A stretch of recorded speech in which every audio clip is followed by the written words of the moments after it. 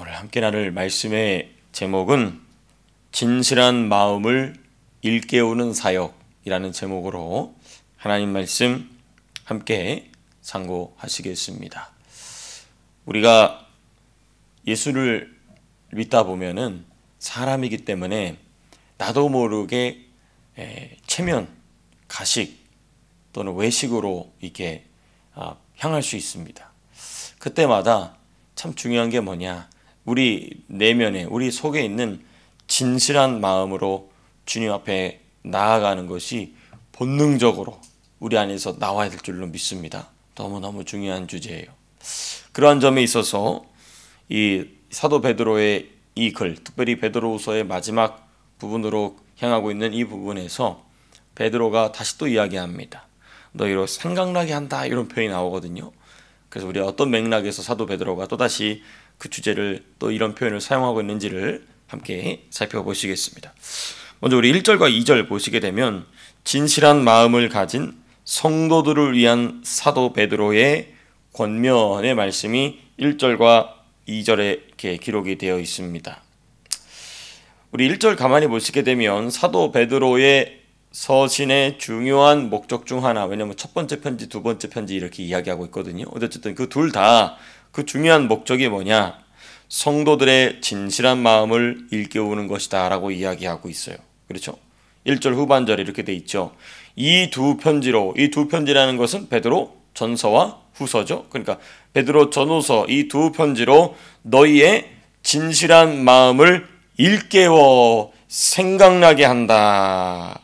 여러분, 마음이 다치거나 마음이 잠들거나 마음이 주저앉지 않도록 일깨우는 사역은 일어나 있는 사람, 힘이 있는 사람, 깨어있는 사람만이 할 수 있는 일인 것입니다. 그렇죠? 자기도 잠들어 있는데 누굴 일깨우겠습니까? 그렇죠? 자기도 잠들어 있는데 누구를 가르치긴 가르쳐요. 그렇지 않습니까? 그러니까 그런 점에서 우리가 이 교회 안에서 성경 교사가 된다는 것은 참 중요한 일입니다. 예. 여러분, 어쨌든 이 너희의 진실한 마음을 일깨워 생각나게 한다. 그러니까 하나님의 말씀을 생각나게 하기 위해서는 먼저 진실한 마음이 일깨워져야 된다는 것입니다. 진실한 마음이 일깨워져 있지 않으면 아무리 말해도 듣지를 못한다는 것입니다. 마음이 굳게 닫혀 있거나 마음을 주저앉고 놓고 있든가 아니면 다른 데에 생각과 마음을 팔고 있든가 하면은 생각나지 않는다는 것이죠. 생각나는 일이 일어날 수 없다는 것입니다. 그렇습니다. 그리고 이 일은 누가 할 수 있느냐? 그 진실한 마음이 일깨워진 사람만이 할 수 있는 사역이라는 것입니다.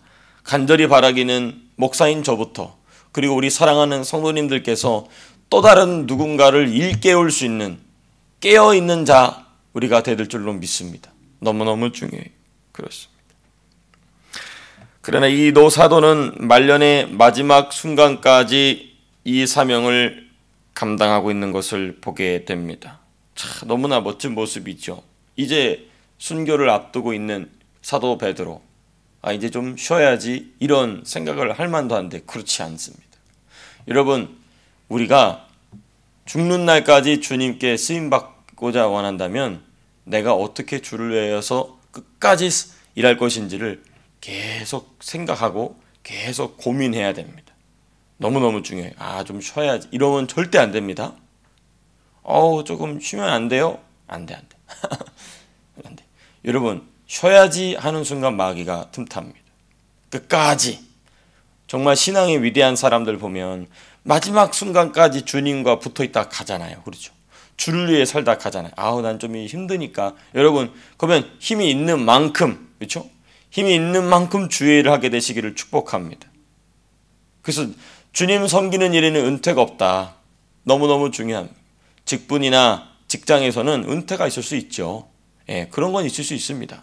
그러나 주를 섬기는 일에는 은퇴는 없다라는 마음을 가지고 주님이 부르실 그날까지 충성스럽게 달려가게 되시기를 축복합니다. 너무너무 중요한 비밀이에요.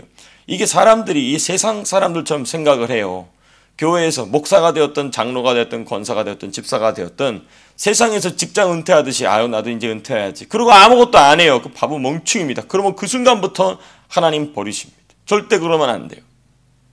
비록 직분적으로는 은퇴할 수 있으나 사명적으로 사역적으로 또 신분적으로 그리스도인이라는 신분적으로 은퇴란 없다. 끝까지 내가 복음 전하다가 끝까지 주의하다가 내가 주님 앞에 서겠습니다 하는 각오를 삶을 통하여 주님께 올려드리시고 또 삶을 통하여 사랑하는 성도님들의 자녀들에게 전수하게 되시기를 축복합니다. 우리 엄마는 우리 아버지는 하나님 품에 부르심 받을 때까지 저렇게 주님을 섬기셨구나. 나도 그래야 되겠구나 하게 되시기를 축복합니다. 너무너무 중요해요. 우리가 사도 베드로를 통하여서 배울 수 있는 너무나 중요한 삶에 대한 성도의 자세인 것이죠. 그렇습니다. 우리도 끝까지 이 사역 감당하는 자가 되어야 되겠죠. 그러기 위해서는 나 스스로가 주님 앞에 깨어있기 위하여서 부단히 이렇게 애쓰는 것입니까? 새벽에 나와 기도하고 그렇지 않습니까? 같이 또 말씀 나누고 또 전도하고 그렇습니다.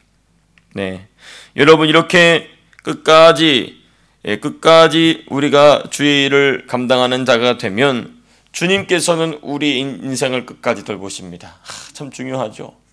그러면 주님은 우리 인생을 끝까지 돌보시고 내생에서는 금생과 내생, 특별히 내생에서는 영원한 상급이 찾아올 줄로 믿습니다. 우리는 그 영원한 상급 바라보고 달려가는 것입니다. 그렇습니다. 자, 그럼 2절 넘어가 보시겠습니다. 그럼 사도 베드로가 그토록 생각나게 하고자 하는 것, 성도들의 진실한 마음을 일깨워서 그들의 마음속에 계속해서 생각나게 하고자 하는 것이 무엇인가? 2절 말씀은 같이 함께 읽어보시겠습니다. 시작. 곧 거룩한 선지자들이 예언한 말씀과 주되신 구주께서 너희의 사도들로 말미암아 명하신 것을 기억하게 하려 하노라. 그럼 2절 말씀 딱 보면 이거는 뭐다? 구약과 신약이다 나와야 되겠죠? 곧 거룩한 선지자들이 예언한 말씀과 이거는 구약 성경입니다. 그렇죠? 그리고 주되신 구주께서 예수님께서 너희의 사도들로 말미암아 명하신 것, 사도들로 말미암아 명하신 것 이거는 신약 성경이죠. 그러니까 사도 베드로가 그토록 진실한 마음을 성도들 가운데 일깨워서 계속 생각나게 하고자 하는 것은 무엇인가? 구약과 신약의 말씀이. 구약과 신약의 말씀. 네. 이 말씀을 전체 맥락에서 보면 전체 맥락이라 하면 이제 베드로 전후서인데 특별히 베드로 후서 같은 경우는 거짓 선생, 거짓 교사에 대한 말씀이 경고가 계속 있었잖아요. 그렇죠? 그리고 거짓 교사, 거짓 선생의 영적인 조상들은 거짓 선지자입니다. 여기 계통이 좀 보이십니까? 그러니까 구약 시대는 거짓 선지자, 신약 시대는 거짓 선생 또는 거짓 교사. 그런데 구약 시대에는 거짓 선지자가 있었다면 참 선지자가 있고 그리고 그 참 선지자의 계통을 잇는 참 교사, 참 선생은 누구냐? 바로 사도들이라는 것입니다. 지금 그 얘기를 지금 사도 베드로가 하고 있는 것입니다. 그러니까 거짓 선지자의 계보를 잇고 있는 거짓 선생, 거짓 교사에게 속지 않는 유일한 길은 거룩한 선지자들의 계보를 잇고 있는 사도들과 그들의 가르침을 받는 것을 사도 베드로는 굉장히 강조하고 있는 것입니다. 예. 지금도 거짓 교사들이, 거짓 선생들이 판치고 있습니다. 그러니까 우리가 이제 이런 건 우리가 잘 알아둬야 됩니다. 당연히 이단들도 다 당연히 거짓 교사죠. 그렇죠? 근데 이단들은 이미 세상 사람들도 그 사람들을 사입이라 그래요. 그렇지 않습니까? 그럼 지금은 이제 거짓 교사가 없지 않냐? 거짓 선생이 안 보이지 않냐? 천만의 말씀.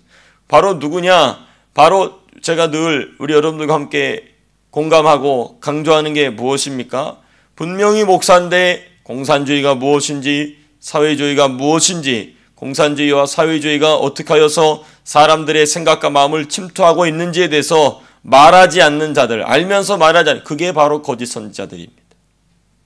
정통 교단에서 목사 안수 다 받고 어떤 사람은 박사학위까지 있지만은 그런 얘기 안 해. 그럼 그 사람은 거짓 교사예요. 그 사람은 거짓 선생이에요. 여러분, 그러니까 이게 무서운 겁니다. 내가 아무리 사도신경을 고백하고 있어도 이 시대의 교회를 허물고 있는 그 사실을 알면서도 말하지 않는다. 모른다. 그럼 그 사람도 완전히 거짓 교사죠. 너무너무 중요한 사실입니다. 왜냐하면 우리가 종말론을 공부해봐서 알겠지만 그 사람들 속에 들어가는 이념이, 사람들 속에 들어가는 사상이 무엇으로 사람들을 속하게 하느냐, 예수의 몸에 속할 것이냐 아니면 사탄의 몸에 속할 것이냐를 결정하기 때문에 그런 것이죠. 저와 여러분들은 예수의 사상이, 예수의 이념이 가득해야 될 줄로 믿습니다. 당연히 성경 66권 그리고 사도신경을 중심으로 성경 66권을 받아들일 뿐만 아니라 성경에서 나온 이념관, 사상관을 가지고 이 땅을 살아가야 될 줄로 믿습니다. 너무너무 중요해요. 그걸로 분별해 주지 못한다면 그것은 목회자로서 역할을 제대로 하고 있는 것이 아닌 것입니다. 자, 그리고 이제 3절에서부터 우리가 9절로 말씀을 넘어가 보겠습니다. 옛적 거룩한 선지자들이 그러했던 것과 같이 사도 베드로도 예언합니다. 구약의 선지자들이 그러했던 것처럼 신약의 사도들도 예언합니다. 특별히 우리는 사도 베드로의 글을 보고 있기 때문에 사도 베드로가 예언하는 말씀, 내용을 3절에서부터 9절까지 살펴보시겠습니다. 3절 보면 이런 말씀이 있습니다. 이렇게 시작이 됩니다. 먼저 이것을 알지니. 너희 반드시 알아둬야 된다. 지금 예수 믿는 자들, 이 서신을 읽고 있는 자들은 반드시 알아야 될 것이 있다. 뭐가 나타난다고 얘기합니까? 말세에 조롱하는 자들이 와서 자기의 정욕을 따라 행하며 조롱하며. 말세에 누구에게, 이 참된 성도들에게 누가 나타나느냐? 조롱하는 자들이 나타난다는 거예요. 조롱하는 자, 비웃고, 그렇죠? 찢고 까부르고, 이들은 정욕을 쫓는 것을 인생의 최고 목표로 삼는 자들. 정욕이 무엇입니까? 육체의 소욕이죠. 어떻게 하면 육체를 즐겁게 할까? 어떻게 하면 육체를 편안하게 할까? 어떻게 하면 육체를 좀 덜 귀찮게 할까? 이거의 최적인 사상이 공산주의 사회주의죠. 그렇지 않습니까? 나는 일 조금 덜 하고, 나는 덜 일하고, 돈은 더 많이 받고 싶고, 그러면 어떻게 남의 거 뺏어와야 되죠. 남의 거 뺏어올 사람들을 자기의 대표자로 세우죠. 공산주의, 사회주의 똑같습니다. 여러분, 이들은 정욕을 쫓는 것을 인생의 최고 목표로 삼는 자들로서 참된 성도들을 향하여 갖는 행동이에요.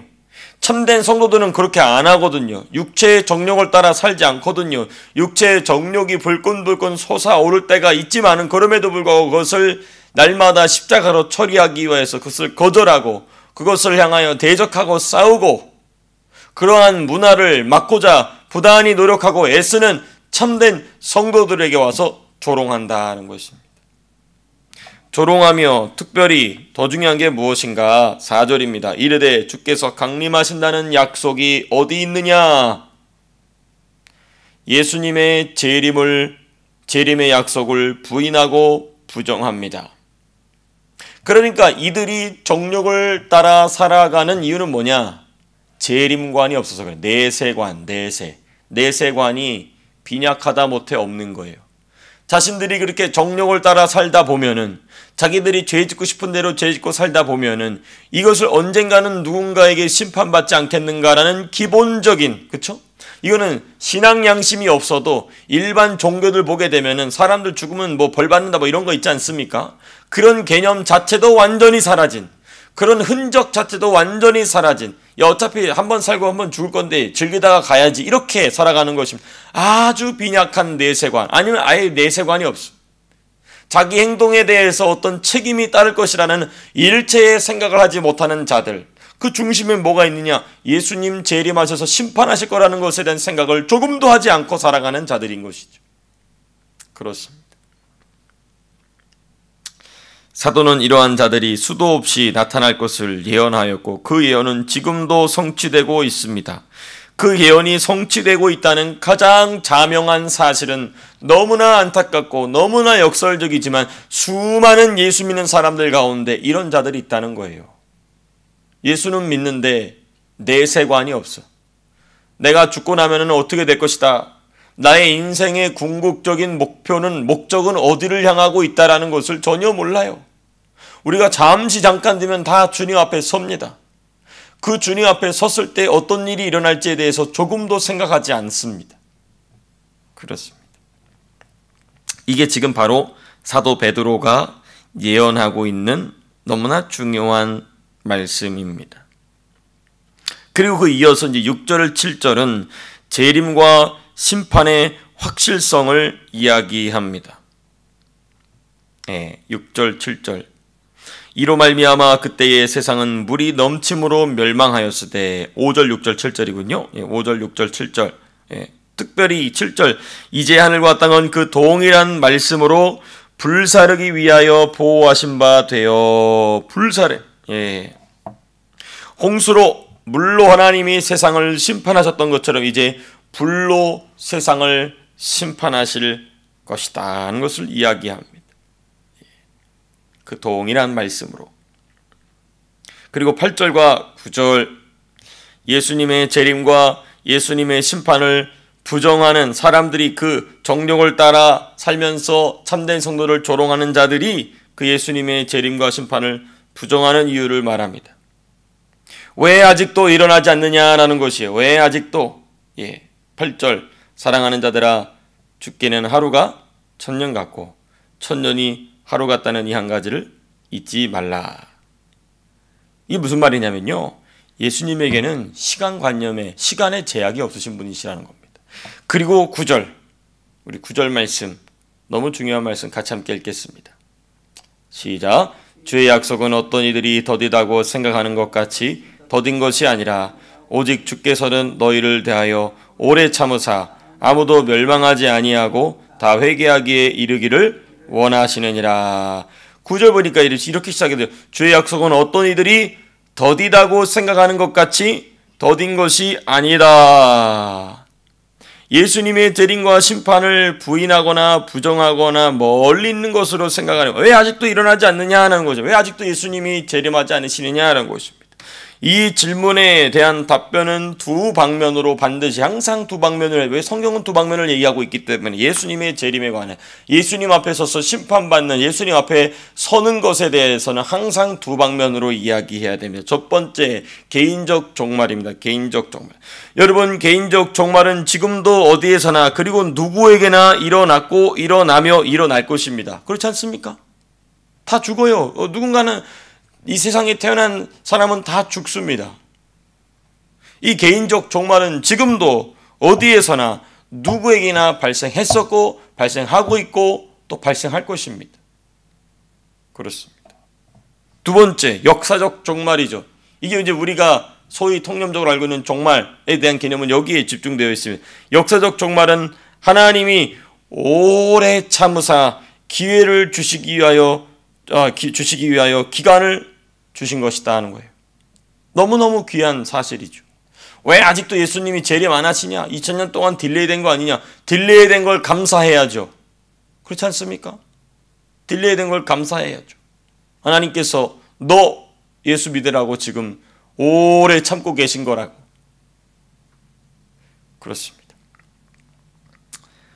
여러분, 이것이 바로 진실한 마음을 일깨우는 사역에 담겨 있는 이 복음 증거의 긴박성입니다. 복음 증거의 긴박성.